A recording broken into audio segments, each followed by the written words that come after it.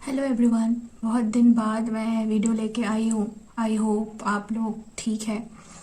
तो बात करते हैं मेरे बुक लिस्ट का। मैंने 3 प्रीलिम्स दिया है, 3 अटैम्प्ट दिया है। तो क्या मैंने चेंजेस किया, क्या मैंने फॉलो किया?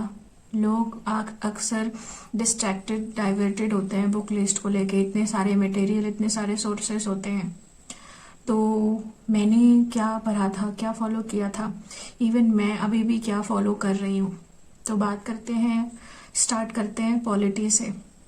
पॉलिटी के लिए फर्स्ट अटेम्प्ट में, ओवरऑल मैं बताती हूँ। फर्स्ट अटेम्प्ट में मैंने सारे एनसीईआरटी फॉलो किया था और सारे एडवांस रिसोर्सेज फॉलो किया था जो लोग करते हैं, टॉपर्स रिकमेंड करते हैं या मार्केट में अवेलेबल है। लेकिन बहुत ज़्यादा सोर्सेज की वजह से मुझे कुछ फ़ायदा नहीं मिला। फिर सेकंड अटेम्प्ट में मैंने रिसोर्सेज को लिमिटेड किया, लेकिन रिवीजन नहीं कर पाई ठीक से प्रॉपरली।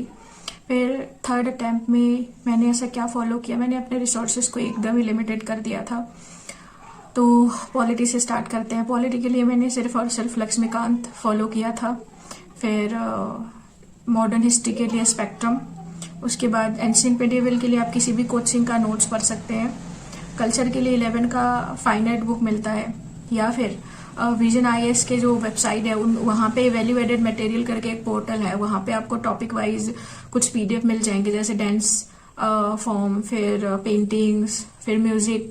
तो वो बहुत छोटे पीडीएफ है, 8-10 पेजेस की ही है, तो आप वो फॉलो कर सकते हैं। मैंने भी किया था, उसको देख लिया था, वहाँ पे इमेजेस बहुत अच्छे हैं। फिर उसके बाद ज्योग्राफी के लिए 6 to 12 जो एनसीईआरटी है वो काफ़ी है।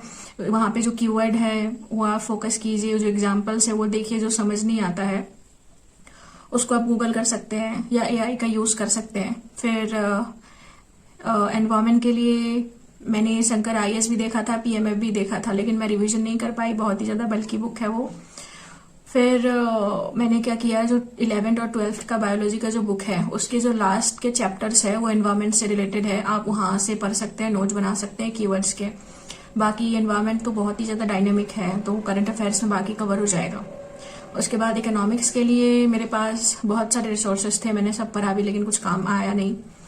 बाद में मैंने इकोनॉमिक्स के लिए क्या किया, 9 से लेकर 12 तक जो एनसीईआरटी है वही फॉलो किया और बाकी करंट अफेयर्स पे कम्प्लीटली रिलाई किया।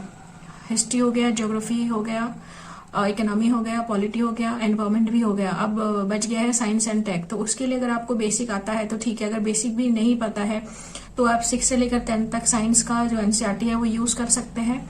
और अगर आपको बेसिक आता है तो आप कंप्लीटली करंट अफेयर्स के ऊपर रिलाई कर सकते हैं। उसके बाद मैं कहूंगी जो पीवाईक्यू है 2011 से लेकर 2025 तक, वो बहुत ही इंपॉर्टेंट है। वो आप अगर एनालिसिस करते हैं तो वहां से बहुत सारे क्वेश्चन जो है वो स्टेटमेंट बन के आते हैं और स्टेटमेंट जो है वो क्वेश्चन बन के आते हैं।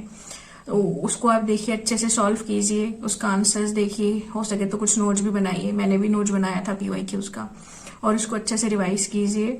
और पहले आप chapter wise mock test attempt कर सकते हैं। उसके बाद सेक्शनल टेस्ट यानी सब्जेक्ट वाइज आप मॉक टेस्ट दे सकते हैं। उसके बाद जब आपको लगे कि आपका जो सब्जेक्ट है वो स्ट्रांग बन गया है, आप रेडी है, तो आप full length test GS wise दे सकते हैं। Thank you so much.